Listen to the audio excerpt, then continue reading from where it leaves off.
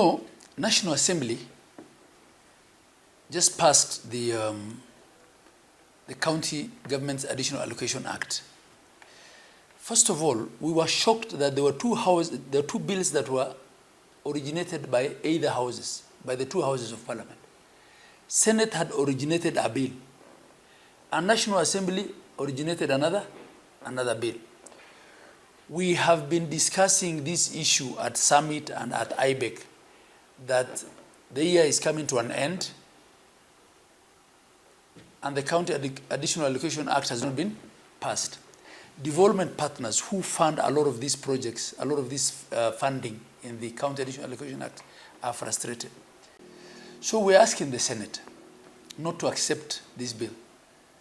We're asking the Senate to pass the one that we had agreed. There's a protracted engagement that happens before we come to this stage of passing laws.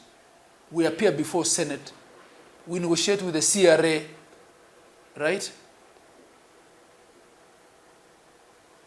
So I don't know who had an interest in fast-tracking the National Assembly bill as against the one of the Senate. Yeah.